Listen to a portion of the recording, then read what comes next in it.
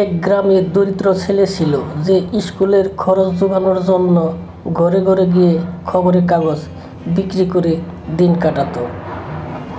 একদিন যখন সে পথ দিয়ে হাঁটছিল তখন সে নিজেকে দুর্বল বোধ করতে লাগলো।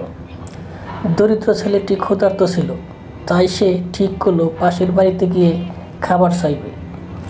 দরিদ্র ছেলেটি খাবার চেয়েছিল, কিন্তু তাকে কেউ খাবার দেয়নি। ছেলেটি খাবার না পেয়ে অন্য একটি বাড়িতে গিয়েছিল। একটি মেয়ে তার সামনে আসছিল এবং তিনি এক গ্লাস পানি চাইলেন, কিন্তু তার বেহাল দশা দেখে মেয়েটি এক গ্লাস দুধ নিয়ে ফিরে এলো।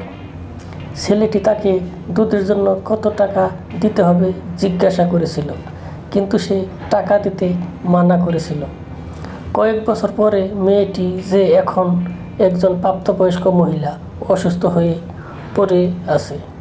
তিনি ডাক্তার থেকে ডাক্তারের কাছে গেলেন, কিন্তু কেউ তাকে নিরাময় করতে সক্ষম হয়নি। অবশেষে তিনি শহরের সেরা ডাক্তারের কাছে গেলেন।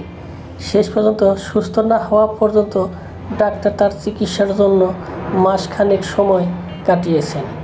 তিনি খুশি থাকা সত্ত্বেও সে ভয় পেয়েছিলেন যে তিনি বিল পরিশোধ করতে পারবেন না। কিন্তু হাসপাতালে যখন তাকে বিল দিল, তখন তাতে লেখা ছিল এক গ্লাস দুধ দিয়ে সম্পূর্ণ পরিশোধ করা হয়েছে।